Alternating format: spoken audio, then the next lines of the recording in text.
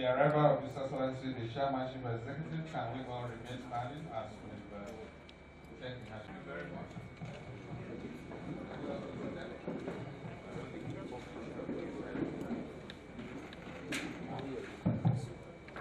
We Brigadier General Mohammed Marwa, retired CON, Your Excellency, and at this point, would like to hit the ground to address the Nigerian public through the media here present. Thank you. I must confess that the media is one of our critical stakeholders and partners in the effort to safeguard Nigeria from the effect of illicit substances. Thank you and welcome.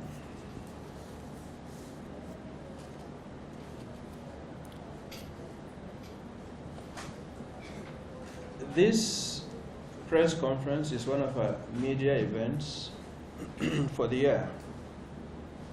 It is the time that we make a statement on the state of the agency, which turned 33 years this January.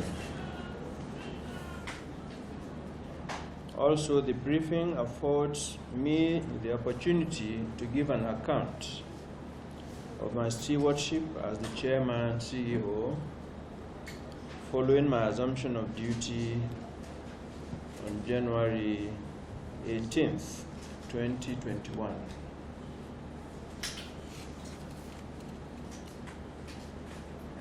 Time flies. So it has been 2 years already since we embarked on the overhaul of the NDLEA and began a new journey of rebirth, reformation, restructuring, and resurgence of the system, strategy, and staff of this noble organization, which so far has been a productive undertaking.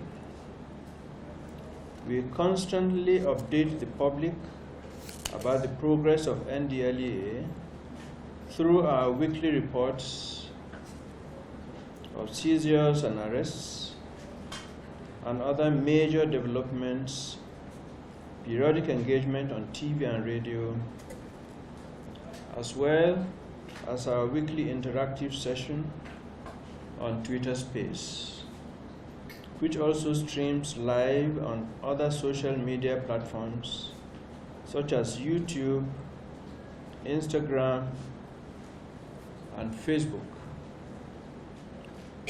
As a result, the evolving development of NDLEA is an open book, very transparent.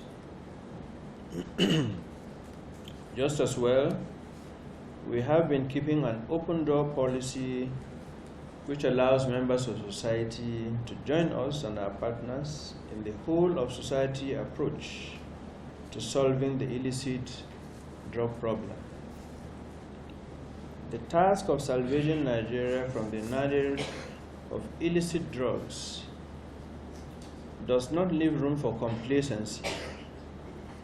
Therefore, we have in the past 2 years explored all avenues that could make the NDLEA break the mold of dormancy, which in turn was not of the agency's making. The findings of the 2018 National Drug Use and Health Survey, which put Nigeria's drug use prevalence at 14.4%, one of the highest in the world, made it imperative for us to make headway in this important national assignment in the shortest time possible. To this end, we had tenaciously pursued synergy with sister organizations which have seen us work in collaboration with the Nigerian Army, Air Force, Navy, Immigration, Customs, the DSS, Police, Civil Defense, Road Safety Corps, and the others. In the same vein, we have worked with greater coordination with NAFDAC and NACA, just as we struck partnerships with other significant elements of society. Recognizing that we are part of the global effort to curb drug abuse and trafficking also motivated us to reach out across our borders to counterparts, partners, and allies in foreign countries far and near. This has culminated in several memoranda of understanding with countries and counterparts with shared goals, which in turn enhanced our productivity in the past 2 years. The progress report of the drug war. When we flagged off the renewed drug war 2 years ago, there were Nigerians who might have wondered whether the drug situation was so dire as to declare war on drug traffickers. Well, the events of the past 2 years have justified our actions. The arrests and seizures of the first year of the renewed war on drugs were an eye-opener for the Nigerian public. We were able to repeat the feat in 2022 and even surpassed the performance of 2021. In these 2 years, we arrested 26,458 drug traffickers, among them 34 barons. So we didn't just go after the corner street dealers and the mules, but indeed the kingpins and the barons themselves. In 24 months, we successfully prosecuted 3,733 offenders who were convicted and handed various jail terms in court. Of the conviction figure, 2,346 were recorded in 2022 alone, which is the highest in the history of the agency and almost double the highest ever recorded in the 33 years of NDLEA. This is not happen chance, but a result of professionalism, determination, commitment, and hard work of our officers, men and women.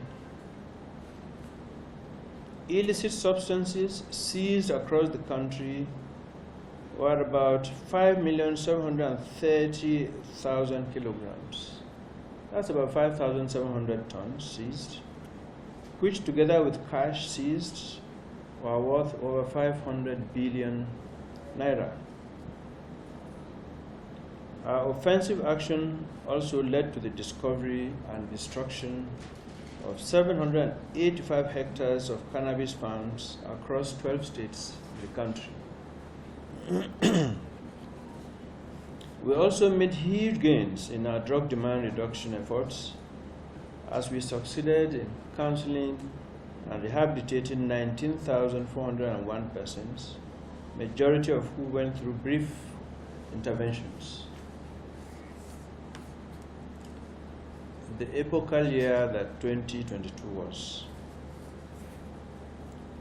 We took a giant leap in drug demand reduction with the establishment and commissioning of the NDLEA Drug Abuse Call Center, which broadened access to treatment and rehabilitation.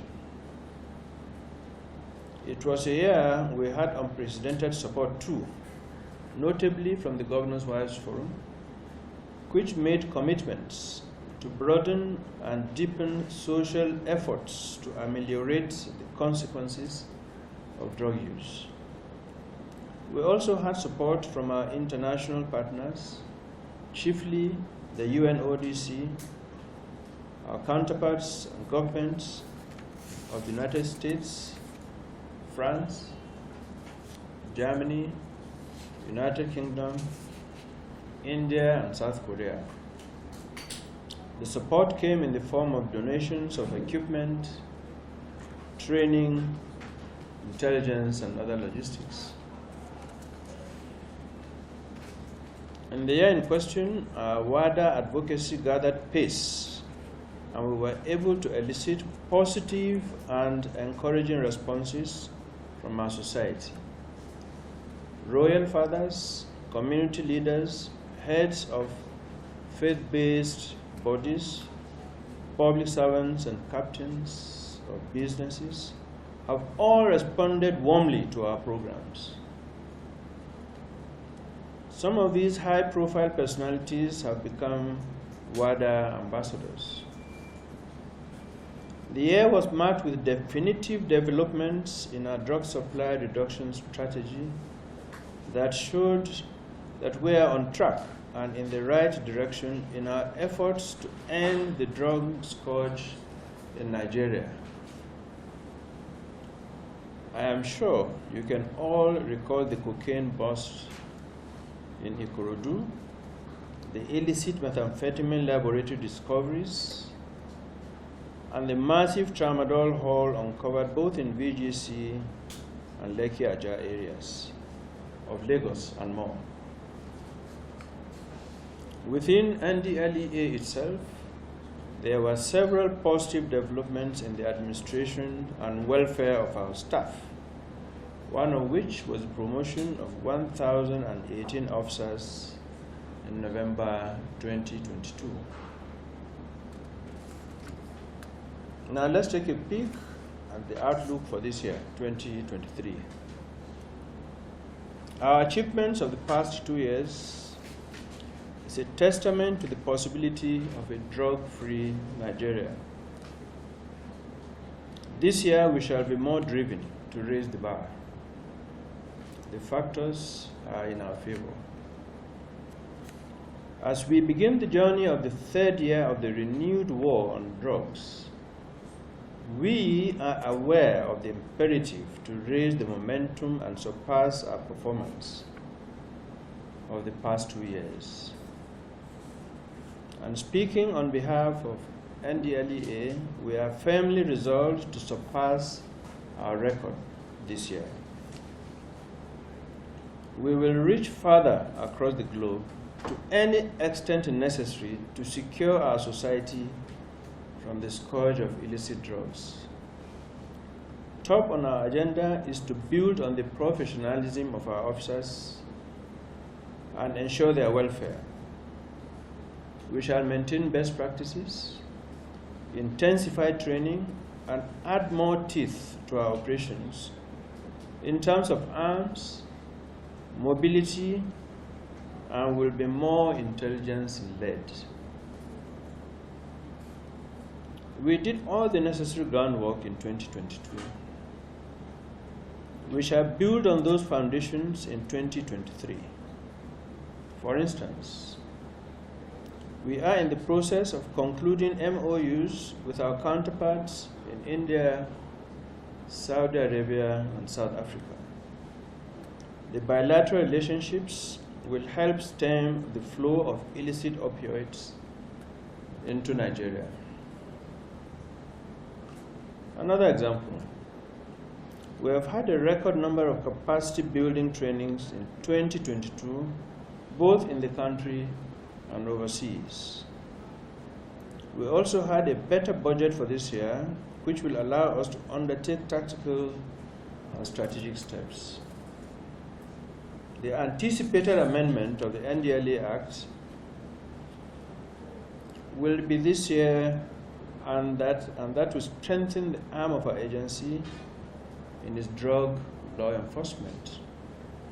We look forward to arresting more barons, and the 34 in the net presently will know their fates in court in the weeks and months ahead. The Proceeds of Crime Act 2022 enacted last year has given us new leverage. And I would like to remind those who benefit from the proceeds of drug crimes, this time families, friends, and associates, that our investigations are thorough And where we find any link between a drug baron and private citizens, we shall scrutinize their assets. The onus is now on every citizen to be honest in their financial dealings with people whose source of wealth is suspect. We will raise our WADA campaign to new heights this year by intensifying our campaign, taking the advocacy to the grassroots, and encouraging parents to take interest in conducting drug tests for their kids through self-test kits, which we shall soon make available across our commands. Parents should be encouraged to look inwards into their households and have access to inexpensive drug test kits to test their children, and when at random, and when the children themselves know that this is possible, that would be a deterrence by itself.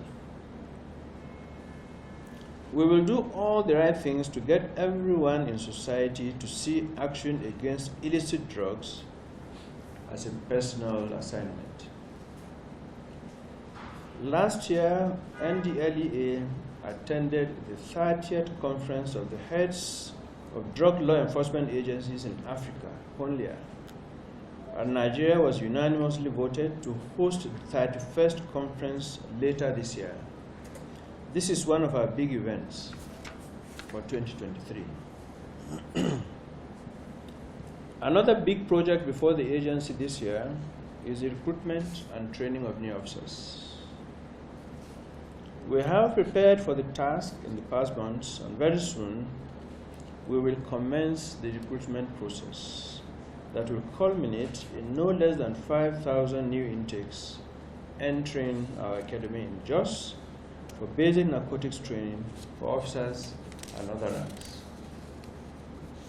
I will not conclude this address without a word for drug cartels and barons.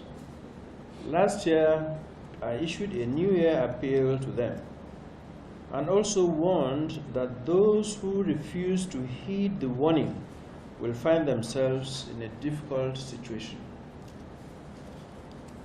We have 34 barons in our nets, and they are facing the music in court.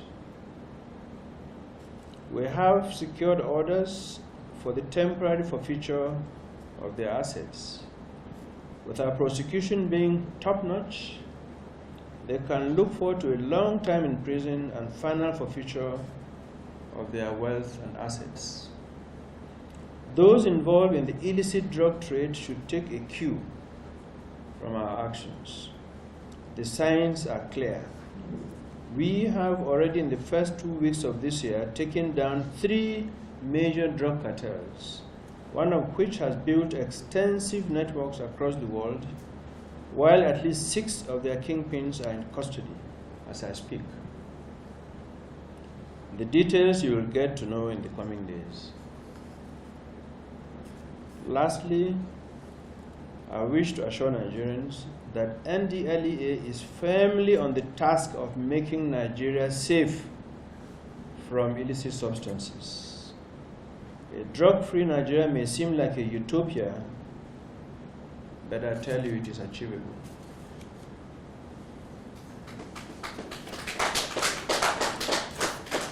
At our end, we will sustain our offensive action and shut down the pipeline from other countries into Nigeria.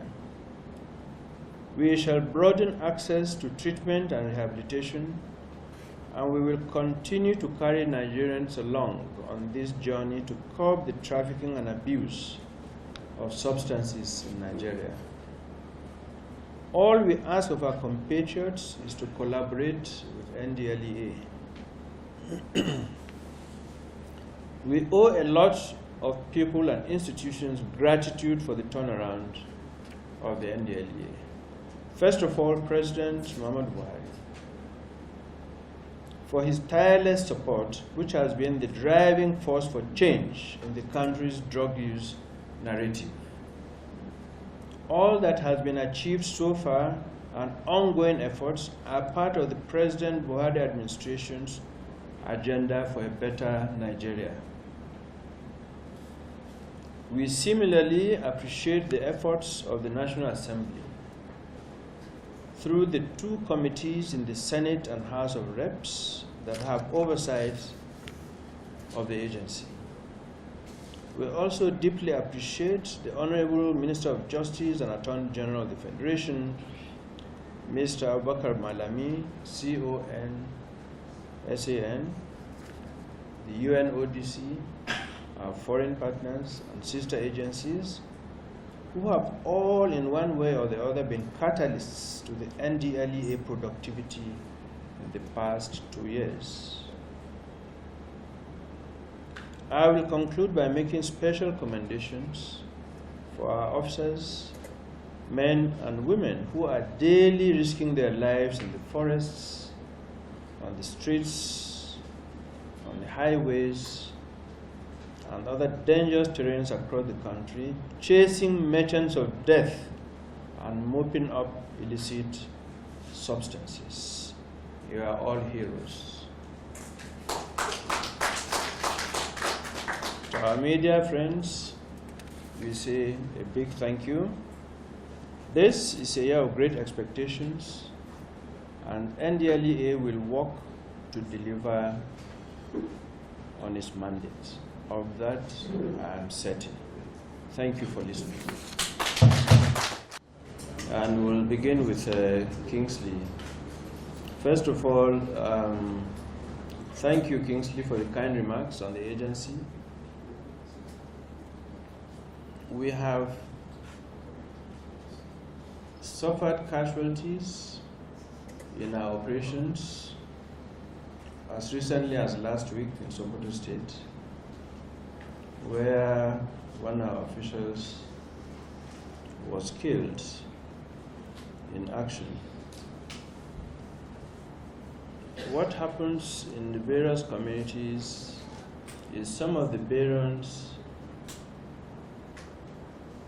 build schools, clinics, give scholarships, and they try to demonstrate to the communities that they're indispensable partners and helpers. And so when we go into those communities, they also arm some of the militants there. So when we go into these communities on our operations, they respond in favor of the barons, and we get casualties. What is important, though, is that we never allow any single incident to go unpunished. In fact, there was a particular case in Adamawa State where one of our operators was killed in Hong about 10 years ago. We eventually nabbed that person and he's in court. So we don't allow it. That's the most important message, that we never allow any of our personnel who gets killed to be killed in vain. We go after it. And in addition, we are going to add more teeth, as I said, this year to make it even more vociferous. The seizures of assets combined with the drugs is a rough figure of 500 billion. Of course, the value of the drugs is up in smoke because we destroy it, we burn it off. The current ongoing efforts, we cannot give a figure today because these are all in court. It includes the seizures of bank accounts. We had one that had about 20 billion. That has been temporarily forfeited until the final judgment is given by the court. So, what is important is that the message to the barons is to know that once caught, not only do they face stiff sentences, but they will also, after the sentences, be assured that there will be no assets waiting for them, because those will also be confiscated. The AIT lady, the drug test for politicians was a case that I made as a suggestion It's not the law, it's suggestion that when you go into public office and you are already either a drug baron or a heavy user, you can't meet up the responsibilities of that office, especially if you're an addict. You spend the money in public funds meeting up to the habit, which is very expensive to maintain. And in any case, the brain functions will not be rational anymore that will allow you to cope successfully with the responsibilities of that office. That was why we made the suggestion. Now that was a suggestion and it was received with mixed feelings. A lot thought that we are focusing maybe on the top political offices. But actually that's not the case. It's across the board, from the councillors, local government chairmen, House of Assemblies. And we speak from experience. We have arrested politicians with drugs in our airports, trying to export, in that case, to make money for their campaigns also, and so on. So this is a suggestion which I'm still making. When you go during weddings, you know, the HIV exchange between the bride and groom and stuff is not the law, but it's accepted as good for society. And so the same thing here, because when we raise this issue as a suggestion, some people said, it's not the law, you have to make it a law. That said, I am aware that the chairman of the House of Reps Committee on Narcotics that supervises us is himself in the process of introducing a bill to that effect. So for those who are complaining, that law is coming. And then there is no way to hide. Thank you very much indeed, and I wish you all a very, very successful New Year. Thank you.